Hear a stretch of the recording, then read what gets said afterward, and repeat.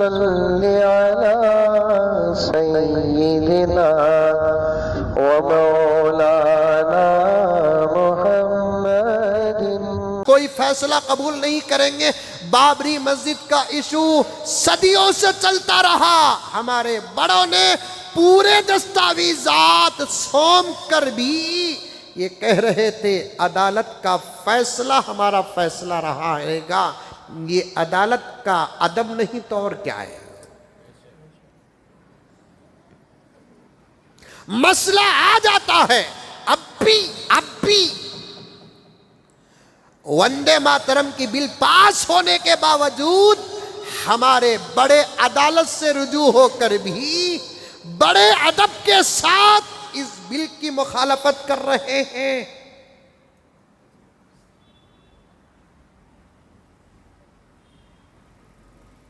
इस मुल्क में जितना मुसलमान अदालत का पासो लिहाज करता है, कौन करता है? और डंके की चोट में अदालत को भी इस बात का इल्म है और ये इल्म भी है, तवज्जो के साथ सुनो समझो, अदालत को इस बात का इल्म भी है और ये इल्म भी है हमारे फैसले अगर तबीयतों के मुताबिक ना निकले तो मैदान में उतरने वाले गुलामान मोहम्मद नहीं कोई और है।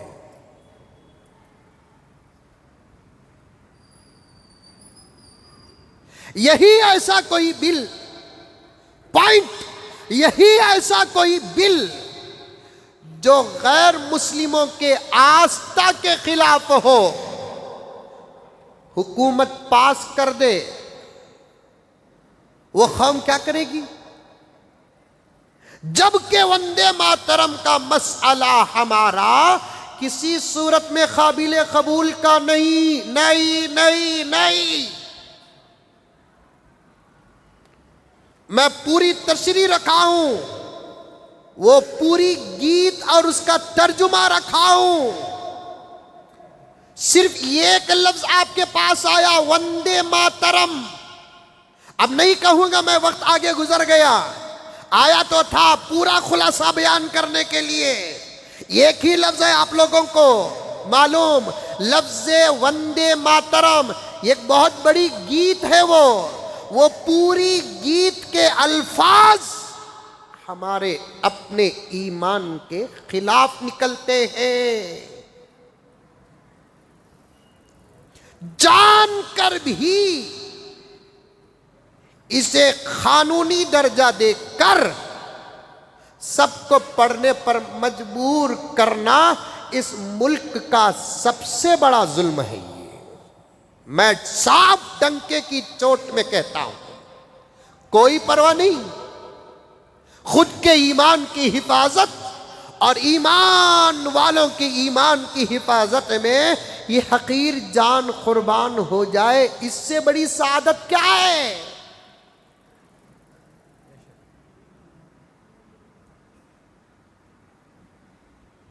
फिर जमहूरियत किसे कहते हैं?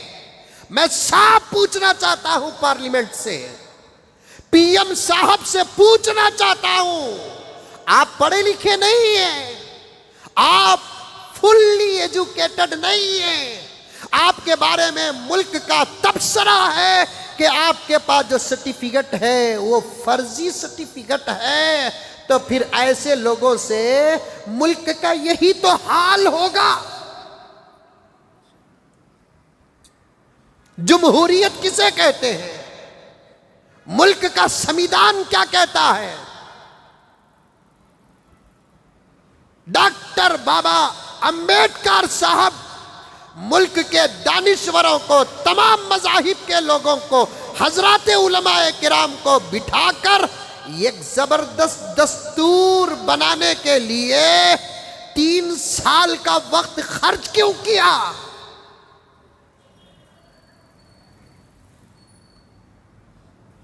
और ये गीत कौमी गीत नहीं है, मजहबी गीत है। बहुत बड़ी भूल हुई हमारे बड़ों से, सहू हो गया हमारे बड़ों से। काश 1947 के बाद ऐसी ही मुदाखलत हमारे बड़े मुल्क के हालात में रखते जैसे 1947 से पहले 250 साल तक जुड़े रहे, आज ये दिन देखने में न पड़ते। मौलाना तवज्जो तवज्जो, आप हजरात भी तवज्जो। 1947 से पहले मुल्क की फिक्र में जिस तरीके से हमारे बड़े जुड़े रहे, मुदाखलत बराबर करते रहे, वही मुदाखलत और जोड़ 1947 के बाद भी अगर रहता तो आज ये दिन देखने में ना पड़ते। हमारे पास ज़मीनें थी, हम कॉलेजेस की तरफ नज़र नहीं किया। हमारे पास ज़मीनें थी, यूनिवर्सिटीज़ बनाने की हमने फिक्र नहीं की। और हमारे पास वो चेहरे थे जिन चेहरों पर फिदा मुल्क था, मुल्क की दूसरी कौमें थी। एक मजबूत सियासी प्लेटफॉर्म भी अगर तैयार कर रखे होते, आज ये दिन और आज ये फैसले ना देखने पड़ते ना सुनने पड़ते।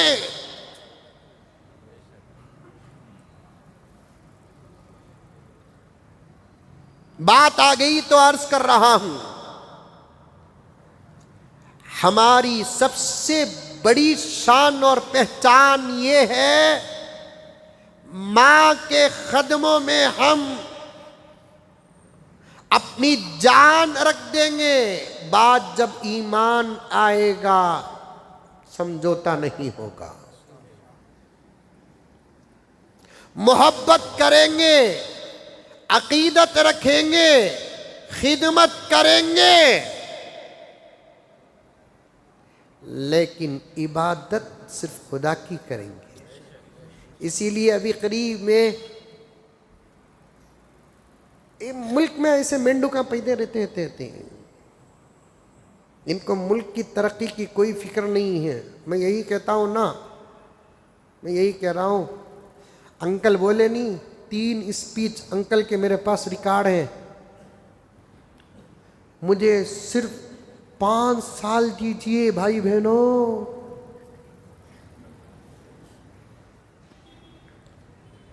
15 साल मिल गए ना अंकल।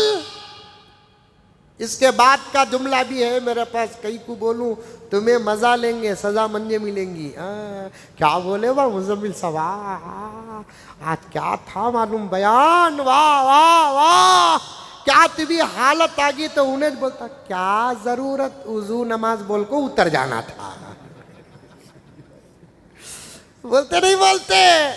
खैर, तुम्हारी तारीफ तुम्हारी तनकीस से नहीं, हम जो कहते हैं उसको राजी करने के लिए कहते हैं। उसे उसे उसे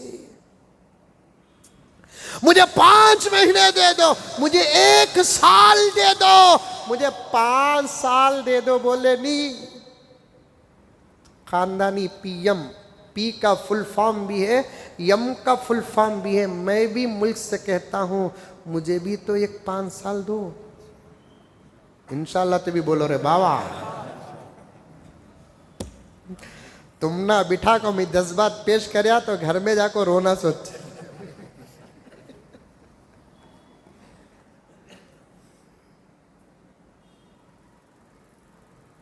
मुझे भी तो 5 साल दो, इंशाअल्लाह ताला सुम्मा इंशाअल्लाह। महात्मा गांधी का वो जुमला पार्लियामेंट के अंदर का नेहरू साहब की नसीहत के लिए जो किया, वो हमारी सीरत और तारीख है। महात्मा गांधी साहब ने हुकूमत चलाने के लिए बतौर नमूना के जिन लोगों का नाम लिया, उनकी कामिल सीरतें हमारे पास मौजूद है। 10 लाख का जोड़ा नहीं और मेयार गिराकर हम हुकूमत करेंगे, वही एक्टिवा एक्सेस में फिरेंगे। दिन में क्या, रात में क्या, दिन में क्या, हरगिज नहीं सोएंगे। वही अबू बकर और उमर की जिंदगी को हमारी हुकूमत के लिए पर्सनल निसाब बनाएंगे। 2 साल 3 महीने हजरत अबू बकर 2 साल 3 महीने खिलाफत करते हैं। ये 2 साल 3 महीने के अरसे में एक भी नया जोड़ा नहीं पहने। जब मौत का वक्त आ गया, हजरत अबू बकर सिद्दीक रजी अल्लाह ताला अन्हु का हालात तो आसार नजर आने लगे।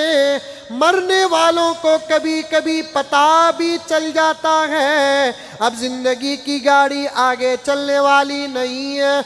उस वक्त हजरत अबू बकर सिद्दीक रजी अल्लाह ताला अन्हु 2 बड़े मशवरे करते हैं, एक बाहर का एक अंदर का। अंदर के मशवरे में हजरत अबू बकर रजी अल्लाह ताला अन्हु फरमाते हैं कि बेटे अब्दुर्रहमान, बेटी आयशा, सफर तो सबका है, तुम्हें छोड़ कर जाने का मुझे उतना गम नहीं है जितना कि जाकर नबी से मिलने की खुशी है। तुम्हें छोड़ कर जाने का मुझे उतना गम नहीं है जितना के जाकर नबी से मिलने की खुशी है। जब मैं चला जाऊं, याद रखना मेरे कफन के लिए किसी नए कपड़े का इंतखाब न करना, इसी कपड़ों को धोकर मेरा कफन बना देना। नए कपड़ों का मुस्तहिक तो जिंदा होता है, मुर्दों का कफन पुराने कपड़ों में भी बन जाता है। नए कपड़ों का मुस्तहिक तो जिंदा होता है। अंकल, तुम्हारे वास्कोट को देखे तो वाह वाह वाह, 5 साल दो, अनुमान से हिटा नहीं।